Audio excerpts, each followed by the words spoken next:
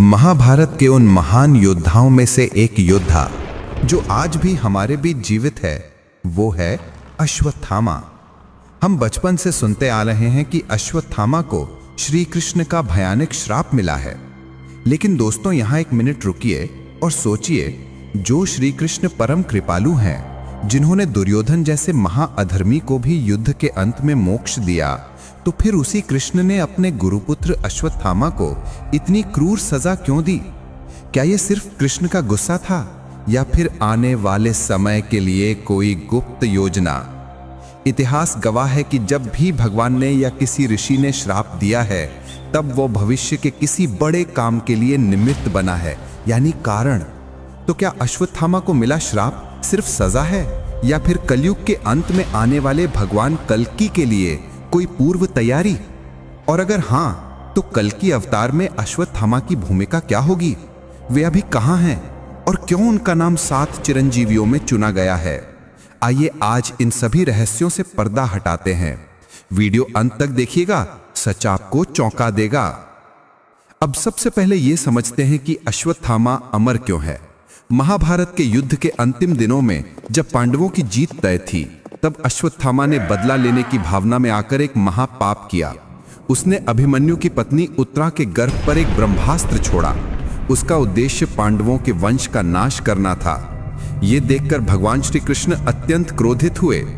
उन्होंने अश्वत्थामा के माथे पर लगी दिव्य मणि निकाल ली और उसे एक भयानक श्राप दिया। कृष्ण ने कहा था, हे अश्वत्थामा, तू पाप का भागीदार है। तेरे शरीर के घाव कभी नहीं भरेंगे। तू हजारों वर्षों तक, युगों तक अकेला भटकता रहेगा।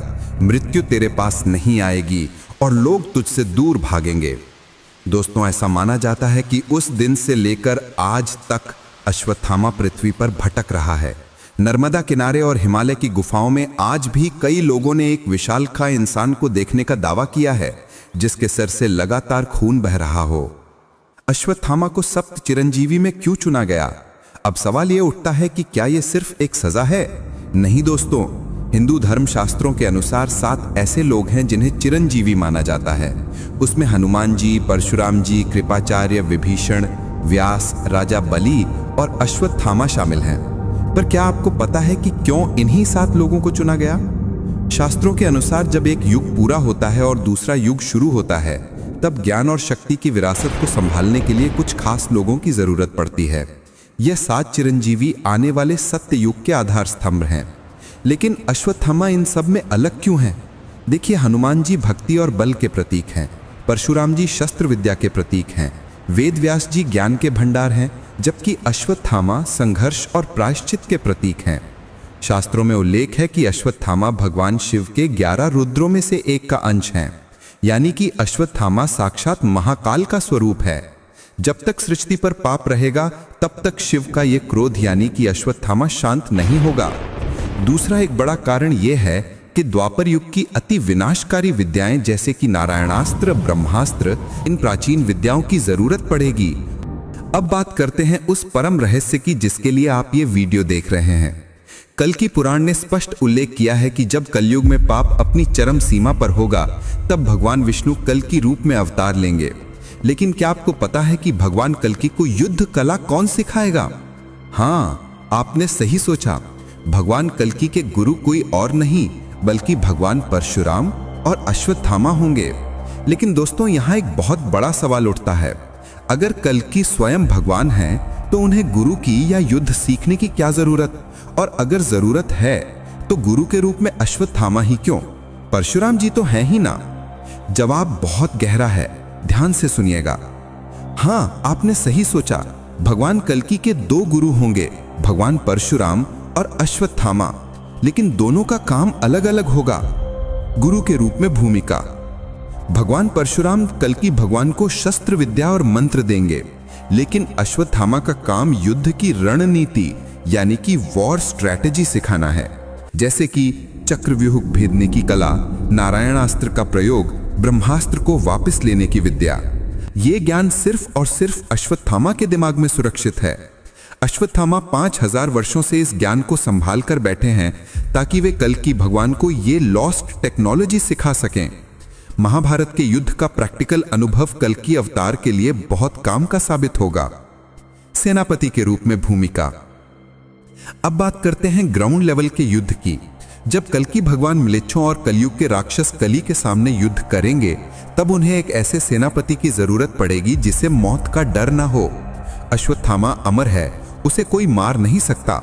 कल्कि पुराण के अनुसार अंतिम युद्ध में अश्वत्थामा बाएं हाथ का काम यानी कि बाएं हाथ की तरह सहायता करेंगे। वे कल्कि सेना के मुख्य सेनापति बनेंगे। सोचिए दोस्तों, एक ऐसा योद्धा जिसके अंदर 5000 वर्षों का क्रोध, अपमान और तपस्या की ऊर्जा जमा है। जब वो रणभूमि में उतरेगा तो कैसा विनाश करेगा।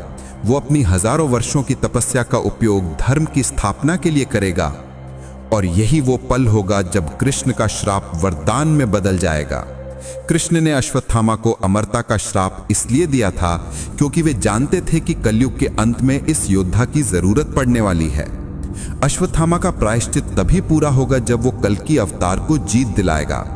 एक बच्चे यानी कि उत्तरा के गर्भ पर हमला करने वाला अश्वत्थामा कलयुग के अंत में पूरी मानव जाति का रक्षक बनकर मुक्ति पाएगा। यह है विधाता की लीला। क्या अश्वत्थामा अभी हमारे बीच है? इस वीडियो का सबसे रोमांचक भाग अब शुरू होता है। क्या ये सिर्फ बातें हैं? नहीं, इतिहास में और अभी के समय में भी कई लोगों ने अश्वत्थामा को देखने का दावा किया है। चलिए जानते हैं ऐसी 3 सच्ची घटनाएं।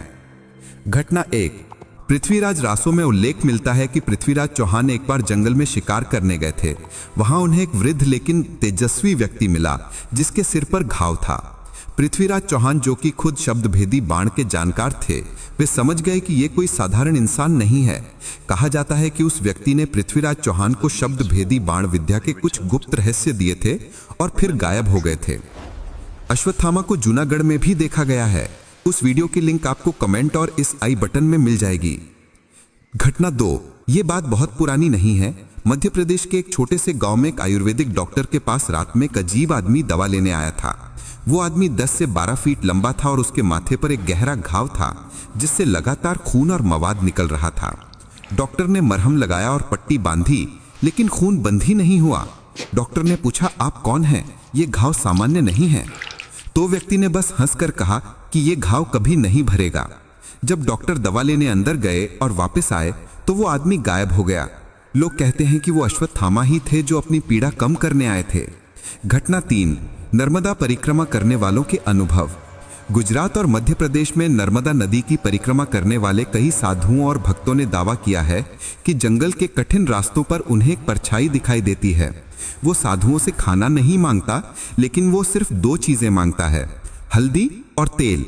आयुर्वेद के अनुसार हल्दी और तेल घाव भरने के लिए इस्तेमाल होता है।